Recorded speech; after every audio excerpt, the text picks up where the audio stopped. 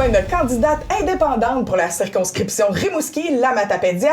Il s'agit de Noémie Bureau-Civil. Bonjour Noémie. Bonjour. Merci d'avoir accepté l'invitation d'être présent dans nos studios aujourd'hui. Merci à vous. Ça nous fait très plaisir de recevoir les candidats. Puis là, on est là ici pour te connaître. Il n'y a pas grand monde dans la Matapédia qui te connaissent. Par contre, tu as des liens avec nous dans ta région, dans notre région. Oui. Est-ce que tu peux te présenter en quelques mots pour ceux qui ne te connaissent pas? Oui, donc je suis Noémie Bureau-Civil, comme vous l'avez bien dit. Je suis une fille de région. Ouais. Moi, j'ai grandi à Rimouski, ensuite à Rouyn-Noranda. Puis, je suis de retour, mais là, cette fois-ci, à Saint-Valérien, dans le Bas-Saint-Laurent, depuis 6 ans. Puis, mes plus beaux souvenirs d'enfance sont à Saint-Zénon-du-Lac-Umpqui. Donc, on allait là quand on était jeunes pêcher la truite. Puis, c'est ça. Entre-temps, moi, j'ai travaillé pendant 10 ans comme physiothérapeute en milieu hospitalier. Puis, je me suis rendu compte, je soignais beaucoup de travailleurs et travailleuses qui étaient blessés pour les soigner et pour les retourner dans le milieu de travail qui les a blessés. Donc là, je me suis dit, coudonc, ce milieu de travail-là qui nous pousse à travailler plus fort, plus vite, puis qui fait en sorte qu'on n'arrive même pas à joindre les deux bouts, il magane donc bien le monde. Donc là, c'est ça, par le corps de mes patients, finalement, je me suis rendu compte qu'il y avait un problème en amont dans la manière dont on produit puis dont on travaille. Puis en parallèle de ça aussi, j'ai été entrepreneur. J'ai fait un cours d'entrepreneuriat, puis j'ai été fondatrice d'une petite boutique où j'étais co-designer avec des jeunes designers émergents à Montréal. Puis l'idée, c'était de faire des vêtements éthiques et écologiques, parce que c'est quand même un bien essentiel de se vêtir. Oui, en effet. Donc, je me suis constatée que c'était impossible de se procurer de la matière première localement. Puis là, je me suis dit, ben coudonc, on n'a pas de capacité d'autonomie matérielle, il y a quelque chose qui ne marche pas. Puis c'est toutes ces réflexions-là par rapport à la pratique de la santé, puis la tentative de produire de la matière locale qui m'a fait le déclic. OK, il faut que je m'informe. Puis là, je suis tombée sur le champ de recherche de la décroissance, qui est enseigné à l'École des hautes études commerciales à Montréal. Puis on a un éminent chercheur là-bas au Québec, on a cette chance-là, qui s'appelle Yves-Marie Abraham, qui enseigne ce sujet-là à HEC. Okay. Puis il s'avère que je travaille avec lui dans un groupe de recherche à but non lucratif qui est pan-québécois, qui s'appelle Polymos Décroissance. Mais on fait ça totalement bénévolement, là, parce qu'on est convaincus que c'est ce qui est nécessaire maintenant, la décroissance. Wow, OK, parfait. Donc, c'est ça qui t'a motivé à te lancer en politique. Et pourquoi être une candidate indépendante? Bien, le fait d'être indépendante, puis je l'ai vécu il y a 4 ans, parce que là, moi, c'est la 2e fois que je me présente pour promouvoir la décroissance. C'était vers Rimouski, Négette. Rimouski, Négette, Témiscouata-les-Basses. Oui, c'est ça. On fait tout ce qu'on veut avec les frontières administratives selon le budget fédéral, n'est-ce pas? N'est-ce pas? N'est-ce pas? Donc, oui, je m'étais présentée comme candidate indépendante et je le refais parce que ça permet de ne pas avoir la langue de bois. Ça permet de parler des vraies choses selon des vraies données, parce que des candidates des autres partis sont prêts à sortir à peu près ce qu'ils veulent selon les sondages qui intéressent les gens dans le seul but d'être élus, d'avoir le pouvoir. Nous, dans notre perspective de décroissance, l'objectif, c'est de vraiment changer notre rapport au monde, changer de paradigme pour vraiment aller vers une autonomie qui est locale, ne plus dépendre de ce marché économique mondialisé sur lequel on n'a finalement aucun pouvoir parce que c'est trop gros. Ce sont des personnes qui ne sont pas dans notre réalité aussi qui prennent les décisions pour nous, là, la classe dominante étatique. Et oui, puis le point 1 est encore pire, on le voit en ce moment. Donc, puis ça, ce qui est fou, c'est que ça fait des années que la décroissance dit ça ne fonctionne pas d'aller dans cette croissance économique infinie-là parce que de toute façon, c'est pas soutenable écologiquement, c'est injuste à plusieurs niveaux et on est en train d'effriter la démocratie. On le voit en ce moment, ça s'en va vers un capitalisme qui est débridé de toute façon. Et là, ben, ça met des personnes mégalomanes au pouvoir qui font ce qu'ils veulent, finalement. Les pauvres, les riches s'enrichissent, les pauvres s'appauvrissent. Donc, le PIB, il continue à monter. Donc, l'économie va bien, en théorie. Oui. Mais non, ça va mal, on le voit. Là, ils sont en train de recenser les sans-abri en ce moment dans le Bas-Saint-Laurent. J'ai vu les femmes qui travaillent pour les CPE en ce moment dans la rue. Puis la crise alimentaire, il y a de l'insécurité alimentaire en augmentation de 50% depuis 3 ans. C'est énorme. Mais le PIB monte. Oui.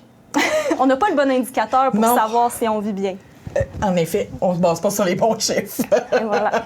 Selon toi, c'est quoi les principaux défis que la circonscription Rimouski-la-Matapédia fait face actuellement? Bien, je pense que c'est les défis qu'on vit un petit peu à la grandeur du Québec. On a la crise du logement, on a l'insécurité alimentaire.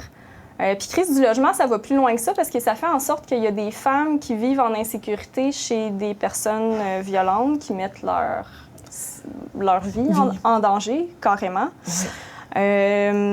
Ensuite de ça, on a au niveau de notre économie, on n'a pas d'autonomie alors qu'on a tout ce qu'il faut. Moi, mes grands-parents puis mes parents, c'était des personnes patenteuses, débrouillardes. Okay. Du côté de ma mère, 11 enfants elle vient de l'Abitibi. Du côté de mon père, 10, il vient d'Haïti. C'était pas riche, mais c'était vaillant puis ça vivait bien parce qu'il y avait des connaissances, il y avait une débrouillardise locale, de l'entraide aussi. Donc, malgré qu'on travaillait fort, on avait ces moments-là où on pouvait créer du lien, socialiser, s'échanger. Il y avait vraiment une communauté, là. Oui. Et puis là, ça s'effrite partout. On est isolé, on est derrière les écrans. Toute cette course-là de la Silicon Valley, aussi encore les États-Unis, on va les pointer encore une fois, qui pousse à aller vers ces machines de plus en plus complexes, mais qui nous font perdre notre autonomie, avec des gadgets de plus en plus compliqués, des technologies hyper sophistiquées qu'on n'est pas capable de réparer, qui brisent, qu'on jette là, parce que ça coûte trop cher de les réparer. Puis, en fait, avant, on avait la capacité de fabriquer ce dont on avait besoin. C'était robuste, c'était partageable, on savait comment ça fonctionnait. Donc, c'est ça qu'on veut venir chercher dans la décroissance aussi. Cette autonomie qu'on avait au niveau alimentaire, on produisait localement 80% de la nourriture qu'on consommait. Localement. Okay. C'était bio. Parce qu'il n'y avait pas d'autre chose que le bio qui se pouvait comme production. Ouais. Mais là, on n'est plus là-dedans dans le marché mondialisé. On surproduit et on n'arrive même pas à nourrir les personnes localement.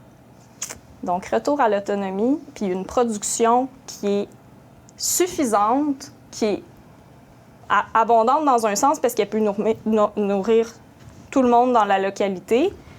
Et aussi, c'est la perspective de décroissance, c'est de rééquilibrer les revenus. Par exemple, une des mesures qu'on prône, une des premières mesures, c'est d'aller chercher un revenu universel garanti ou un revenu de base inconditionnel attribué à la personne. Donc, c'est pas ce que tu produis ou le volume que tu produis. C'est un travail qui est à vocation sociale.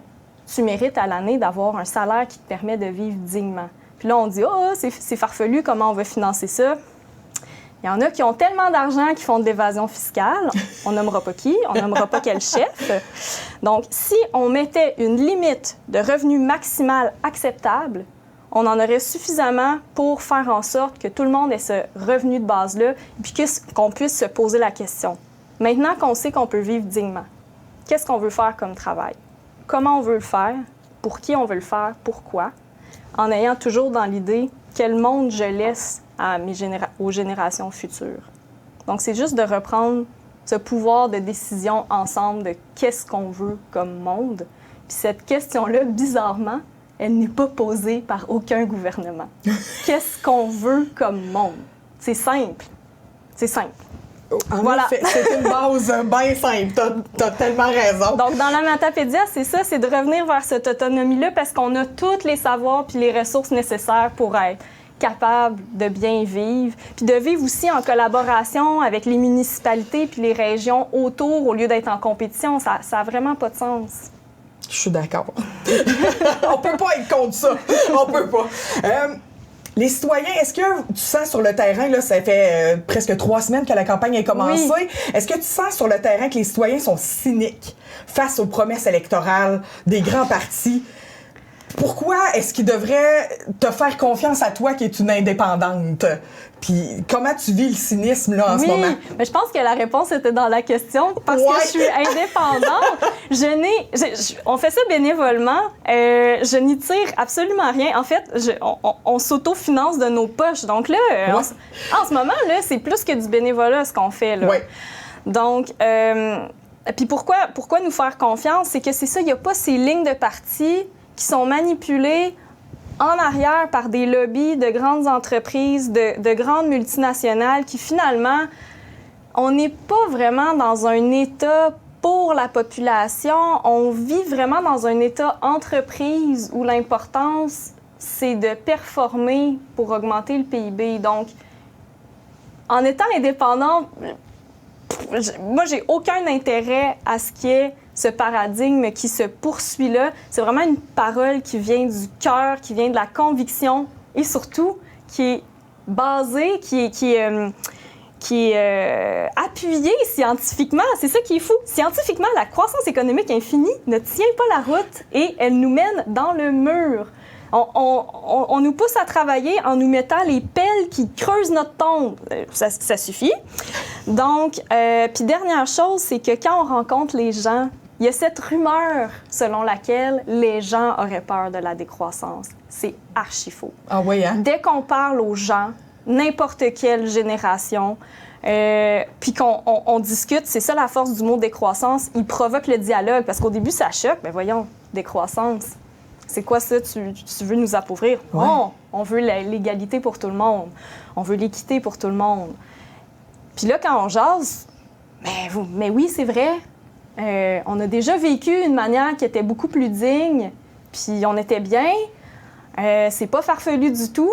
Ça a bien du bon sens, mais à chaque fois, les personnes butent à « mais là, c'est trop compliqué, le système, c'est trop gros ». Nos grands-parents puis nos parents ont mené des luttes. Il y a beaucoup de conquis sociaux qui se sont faits par la force des travailleurs. Les travailleurs, ce ne sont pas des victimes. Ce sont des personnes courageuses. Puis je pense qu'on est capable de se retrousser les manches. Il y a urgence maintenant pour qu'on reprenne en charge notre autonomie puis qu'on puisse décider ensemble ce qu'on veut vraiment. Puis une petite dernière parenthèse. Moi, je suis la fille d'un immigrant haïtien. Ouais. Si on compte en nombre d'années, ça fait 220 ans que Haïti s'est libéré de l'esclavage. Imaginez le combat qu'ils ont dû mener, ces personnes-là. Il n'y a rien d'impossible. Quand il faut, on peut. Hein, j'ai pas dit quand on veut, on peut. J'ai dit quand il faut, on peut. La nuance est importante. Voilà. Donc là, je pense que c'est à notre tour de retrousser nos manches puis prendre en main notre destinée. Dans l'éventualité où tu es élu, oui. Qu'est-ce que tu vas prioriser en premier? Wow! C'est la question qui tue. Si j'étais élue, mais savez-vous que c'est un salaire faramineux qui est donné aux élus? En effet. Parmi les plus élevés, là, ceux au Canada d'ailleurs. Dans le monde? Oui, okay. C'est assez insensé, surtout à l'échelle fédérale. Je veux dire, l'échelle fédérale, c'est quoi ça, localement? T'sais. En tout cas, si j'étais élue, oui. Je retournerais 95% de mon salaire à un projet de démocratie directe et locale pour qu'on ait les moyens de faire des giga-assemblées populaires puis qu'on décide de comment on s'organise ensemble, ici et maintenant. Ça, c'est ce que je ferais avec ce salaire-là que je trouve qui est insensé. Tu n'as pas besoin de ça dans ta vie, là. Wow. Non. L'autre chose, étant donné que je serais quand même élue à l'Assemblée. Oui, tout à fait. Je ferais un campement devant l'Assemblée nationale pour y faire des assemblées populaires, pour ne pas entrer dans l'arène où les gens, les élus se chamaillent sur nos contributions pour leur propre profit et pour rester au sommet alors que nous, on galère à juste joindre les deux bouts. Ça n'a aucun sens. Et en plus, ça donne tellement un mauvais exemple de ce que devrait être la démocratie. Des personnes qui se chamaillent et qui n'ont plus aucun intérêt du bien commun. Juste l'argent. Ça n'a pas de sens. On change de disque. La décroissance. La décroissance. Ça finit bien. Est-ce que tu as un dernier message que tu aimerais adresser aux citoyens avant le jour du vote? Ben oui, clairement. Il y a vraiment une vague décroissancisme là, qui est en train de se faire dans la région. Et puis, les personnes sont tellement contentes. T'sais, on parlait de cynisme tantôt. On s'est fait dire des choses. Tu nous mets de la joie. Merci de faire ça. Là, cette fois-ci, je vais aller voter. Je ne vais jamais voter, je vais y aller. Oh! Voter pour n'importe lequel des candidats, candidates indépendants, indépendantes pour la décroissance. Nous, ce qu'on veut, c'est de voir au final, si on additionne, il y a combien de personnes qui veulent passer à un autre système. Puis là, en dehors des élections, que c'est juste un spectacle, on va s'organiser pour vrai. Bien, là-dessus, Noémie, Bureau civil, je te souhaite un bon restant de campagne, bonne élection le 28 et qui sait, on se reverra peut-être le 29 avril. Peut-être. Qui sait? Ou sinon ailleurs, certainement dans la région. Rien n'est impossible, l'histoire n'est pas écrite. Merci beaucoup. Ça fait plaisir.